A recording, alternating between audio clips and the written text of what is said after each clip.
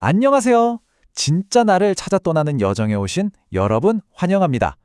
오늘 우리 나 자신을 어떻게 하면 더 깊이 이해하고 발견할 수 있을지 그 방법에 대해 한번 제대로 파헤쳐 보겠습니다. 나도 나를 잘 모르겠다. 혹시 이런 생각 한 번쯤 해보신 적 없으신가요? 사실 이건 굉장히 많은 분들이 공감하는 말이에요. 우리가 나이를 먹고 경험이 쌓인다고 해서 저절로 나를 잘 알게 되는 건 아니더라고요. 자, 그렇다면 도대체 왜 우리는 자기 자신을 제대로 알아야만 하는 걸까요? 이게 왜 그렇게 중요한 문제일까요? 정답은 바로 이겁니다. 나를 정확히 알면요, 자존감도 높아지고 주변 상황에 쉽게 휘둘리지 않게 돼요. 말 그대로 내 삶의 주도권을 꽉 줄 수 있게 되는 거죠. 예를 들어 스트레스 받을 때 내가 뭘 해야 기분이 나아지는지 아니까 스스로 감정을 다스릴 힘도 생기고요. 그럼 이제 진짜 나를 찾는 여정, 그 첫 번째 단계로 들어가 볼까요? 모든 건 바로 내 안의 목소리에 귀를 기울이는 것부터 시작됩니다. 가장 쉽고 또 가장 직접적인 방법은요, 바로 나 자신에게 질문을 던져보는 거예요. 이렇게 스스로에게 묻고 답하는 과정, 그러니까 자문자답을 통해서 우리 내면의 세계를 탐험할 수 있는 거죠. 어떤 질문을 해야 할지 좀 막막하시다고요? 괜찮아요. 여기 보시는 것처럼 크게 네 가지로 나눠볼 수 있습니다. 좋아하는 영화 감독이 누구냐 같은 사소한 취향부터 인생에서 가장 자랑스러웠던 순간은 언제였는지, 아니면 여름이 좋은지 겨울이 좋은지 같은 단순한 선택들, 그리고 더 나아가서 사람은 변할 수 있다고 믿는가 같은 핵심 가치관에 대한 질문까지요. 이런 질문들에 하나하나 답하다 보면 내 생각의 지도가 서서히 그려지기 시작할 거예요. 근데요, 단순히 무엇을 생각하는지만으로는 조금 부족해요. 사실 더 중요한 게 있거든요. 바로 내가 어떻게 생각하는지를 아는 겁니다. 그게 바로 메타인지라는 개념입니다. 메타인지는요, 내 생각이나 감정을 한 단계 위에서 마치 다른 사람 보듯이 객관적으로 바라보는 걸 말해요. 내가 지금 왜 이런 감정을 느끼지? 왜 이런 생각을 하고 있지? 이렇게 그 원인을 파악하게 해주는, 생각에 대한 생각? 아주 강력한 도구죠. 이 슬라이드를 보면 메타인지가 왜 중요한지 확 와닿으실 거예요.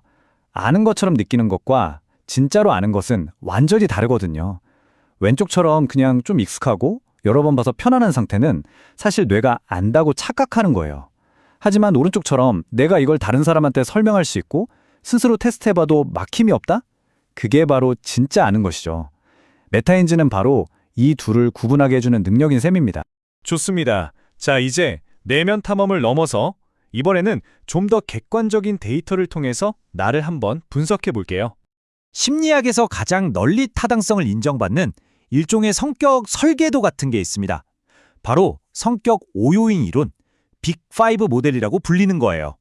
이 모델은 우리의 성격을 크게 5가지 핵심 특성으로 설명하는데요.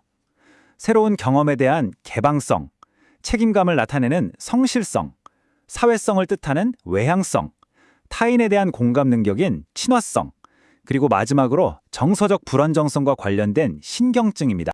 이 그림 좀 복잡해 보이죠? 근데 핵심은 아주 간단합니다. 우리의 성격이 자아존중감이라는 중요한 필터를 거쳐서 결국 삶의 만족도에 직접적인 영향을 미친다는 거예요. 그러니까 내가 어떤 성향을 가졌는지가 나 자신을 어떻게 생각하는지에 영향을 주고, 그게 바로 내 행복의 수준을 결정한다는 아주 흥미로운 연구 결과입니다. 여기서 진짜 중요한 포인트는 이거예요. 나의 성격 특성이 무슨 운명처럼 딱 정해진 건 아니지만 내가 나 자신과 세상을 어떻게 바라보는지, 그러니까 자아 존중감과 행복에 정말 강력한 영향을 미친다는 사실이죠. 하지만 나를 아는 여정은요, 혼자서만 완성될 수는 없어요. 외부의 시선, 즉 다른 사람들의 눈에 비친 나를 발견하는 단계로 넘어가 보겠습니다. 나를 온전히 이해하려면 거울이 필요합니다. 그리고 그 거울이 뭐냐? 바로 다른 사람들입니다. 이 관계를 설명하는 아주 유용한 모델이 있는데 그게 바로 조하리의 창입니다. 조하리의 창은 보시는 것처럼 이렇게 4개의 영역으로 나뉘어요. 첫째, 열린 창은 나도 알고 남도 아는 나의 모습. 둘째, 숨겨진 창은 나는 알지만 남들은 모르는 내 모습이죠. 셋째는 미지의 창.